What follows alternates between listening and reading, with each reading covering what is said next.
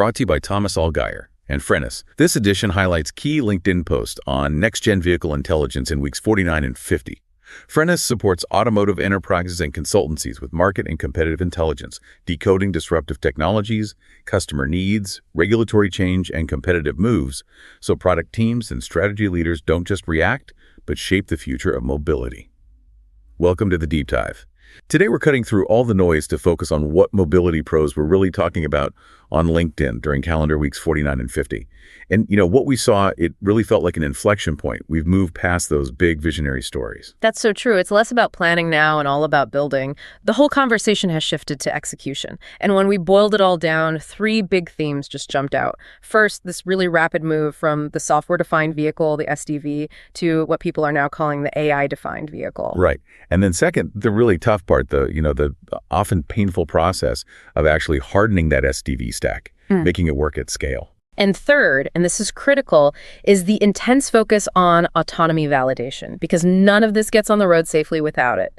And all of this is happening with some pretty challenging data economics and really a major geopolitical reshaping of the whole supply chain. So we've taken all those top insights from those 2 weeks and packed them into one deep dive, just for you. Let's get right into that first big shift, the AI-defined vehicle, or ADV. Yeah, let's unpack that. I mean, for years, it was all SDV, right? The car is run by code. But now someone like Renee D pointed out that ADs are really systems of systems. It's not just about a simple algorithm anymore. No. It's about needing these sophisticated orchestration layers to connect all the tools and data pipelines for what he called self-evolving models. And that idea of self-evolution, that takes us straight to Agentic AI. This is where things get really fascinating. Shyam Sundar basically framed Agentic AI as the next huge disruption. The vehicle goes from being a passive tool, just executing commands, to an active partner in mobility. So the car is actually reasoning and learning on its own. Exactly. Acting autonomously based on its environment and its goals. It's a huge shift. And it's already creating a real competitive divide. Oh, absolutely. Just look at Rivian's recent Autonomy and AI Day. Tense Kip made it crystal clear they are all in on ADV, and they're doing it with this deeply vertical approach. They're owning the whole stack, right, all the way down to the silicon. They talked about their in-house RAP1 chip. Built on a 5-nanometer process. Yeah, a 5-nanometer process capable of 800 TOPS. And for anyone listening, that's tera operations per second. That kind of power is what you need for complex, real-time AI like their universal hands-free driving. Exactly. That vertical integration is what gives them speed and control. But, this agentic trend, as Stefano Marzani pointed out, it goes way beyond just the car. Right. He calls it the fourth disruptor for the whole enterprise. It's optimizing everything, engineering, supply chains, manufacturing. It's a massive efficiency play. We saw a great example from Mehdi Al's Bizura, I think it was. Nissan, yeah.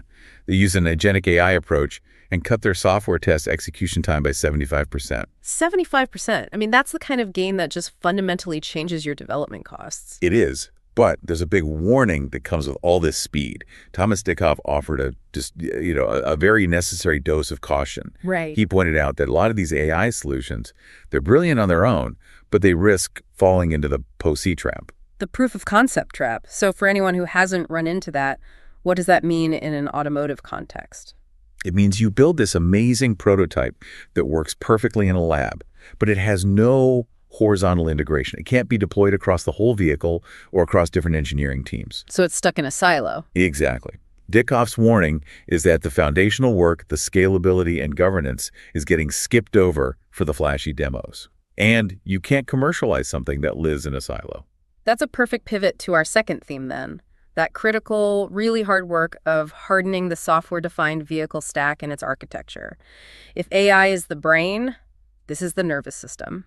And it looks like a blueprint for that nervous system is really starting to emerge.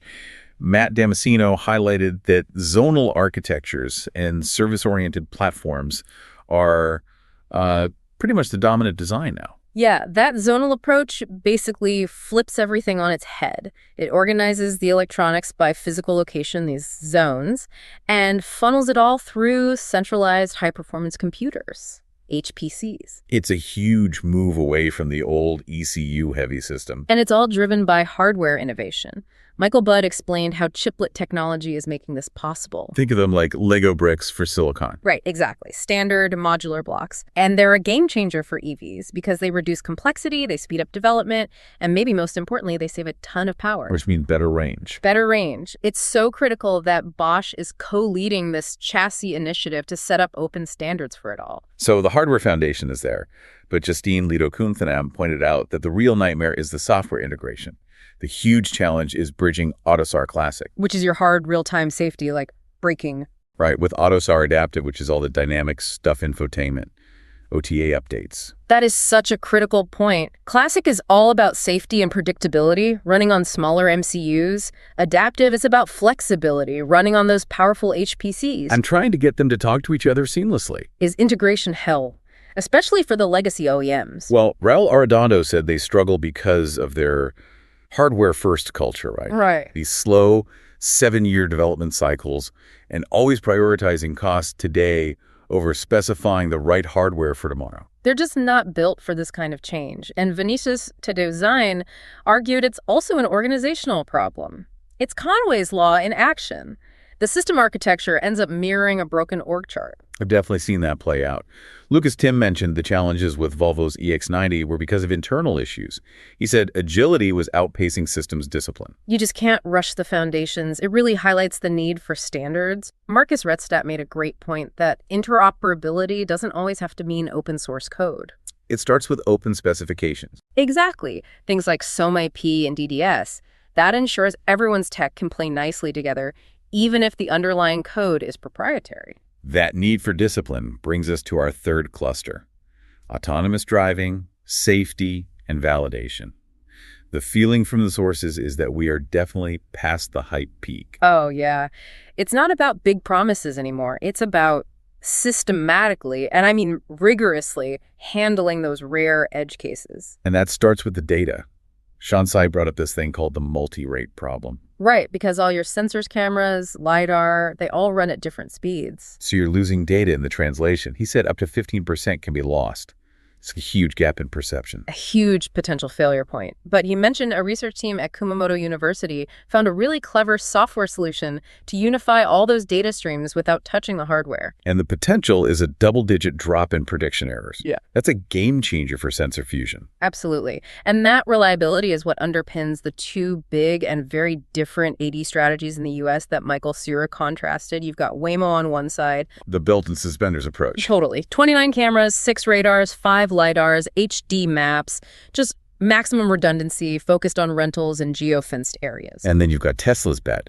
Just 8 cameras, no LiDAR, training huge neural nets to drive anywhere, and selling FSD directly to customers. It's a fascinating contrast, and while they figure that out, the global competition is not waiting. Özgür Nurettin Puskul highlighted how intense things are in China. Right, with Chery's Exceed Star Era ES. Yeah, powered by WeRide and Bosch. It won a really tough ADAS competition with the only zero takeover run. They credit a single-stage, end-to-end AI architecture that drives in a very human-like way. That puts a ton of pressure on Europe. Philip Wohleman noted that Europe's, quote, obsession with safety, while good, could cause them to fall behind the U.S., which favors faster experimentation. And Pier Francesco Moran was even more blunt. He said Europe has to act by 2026 or the gap with Asia and the U.S. in AV tech could become unbridgeable. So if safety is the bottleneck, then validation becomes everything. It becomes the core strategic asset. Preeti Ranadive explained that managing AI risk means you need a mix of everything. Deterministic rules, runtime monitoring, ISO 26262, and SOTIF. Can you just quickly unpack SOTIF for our listeners? Yeah. Why is it so important with AI? Sure. SOTIF stands for safety of the intended functionality. It's critical because AI isn't about a simple malfunction. It's about the system performing as designed, but still being unsafe because it misinterpreted something like a faded lane line. Because the AI is statistical. Exactly. So you need SOTIF to manage those risks. And that's why Andrea Leitner said that validation capacity, combining huge simulations with real-world testing, is now a core core strategic asset. Okay, let's talk money. Our fourth theme is data, connectivity, and lifecycle economics. How does all this tech actually change the business model? Well, according to Wilhelm Hedberg, it changes the vehicle from just being depreciating metal into an investable asset with stable yield. Because of the data. Because the value is in the continuous data stream and the ability to monetize services over the vehicle's life. We're even seeing that in things like fleet management. Jeremy McLean showed how Sensium's AI can pick the right pool vehicle for a trip based on purpose, sustainability, everything. Just smart data-driven allocation. And the key to all of this lifecycle value is over-the-year updates, OTA. It's mandatory now. And it has a real ROI. Balasubramani Sandeep Prakash said OTA can boost ROI by 25%. That's a massive incentive to get that software backend right. And it's pushing OEMs to become what Magnus Esberg called original experience manufacturers. He's talking about Mercedes-Benz and their MB.OS 1.2, integrating partners like Google Maps and the Unity game engine.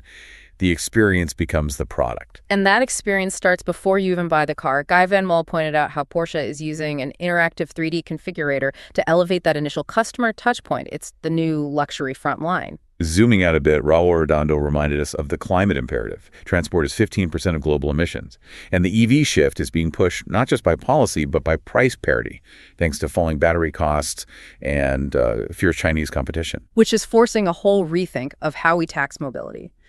Dr. Odyssey Fromel proposed this mobility user charge, or MOBC. Yeah, basically transparent, impact-based pricing tied to your personal CO2 footprint. It's a big shift. And Pete Dyson analyzed the UK's proposed 3 pence per mile charge for EVs, which is trying to solve that same problem. How do you replace falling gas tax revenue? Which brings us to our final and maybe most urgent theme, geopolitics, competition, and market disruption. And this one is a huge deal, especially for Europe. Gabriel Uvinaue gave this really stark warning about Europe's growing tech dependence on Chinese companies. He cited specific examples, right? OPO and Audi for 5G, RoboSense and FAW Toyota for LiDAR. Exactly. And he explained this creates real security risks around espionage and potential sabotage because of China's national intelligence law. Which is why Philip Brett argued that Europe's firm 2035 phase-out of combustion engines is actually a vital industrial strategy. He called it productive discomfort. Forcing the industry to reinvent itself. He said Europe needs to stop curling parenting its auto industry. But the speed difference is scary. That Steve Greenfield report noted Chinese automakers already have massive overcapacity, which is fueling their global push.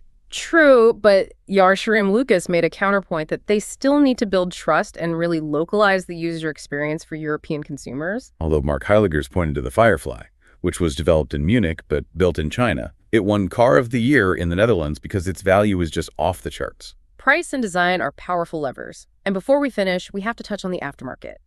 Frank Turlip said the collision of all these forces, ADs, AI, EVs, means collision shops have to become calibration hubs by 2030. Repair is becoming a software problem. A huge one. And Oliver Rosling pointed to the 2028 warranty cliff. That's when the first big wave of EVs falls out of battery warranty. It's a massive threat, but also a huge opportunity for the independent aftermarket. If you enjoyed this deep dive, new editions drop every 2 weeks. Also, check out our other editions on electrification and battery technology, future mobility and market evolution, and commercial fleet insights. You know, when you look at all these sources together, the core challenge isn't just about the tech. It's not just about 800 TOPS of silicon or solving the multi-phonon problem. The real challenge you face as a mobility professional is organizational leadership and strategic sourcing. Absolutely. Considering the geopolitical warnings about supply chain dependency, the ultimate question we'll leave you with is this. Who do you actually trust to build your critical architecture? And who really owns the experience you're selling to your customer? Thanks for joining us. We'll talk soon.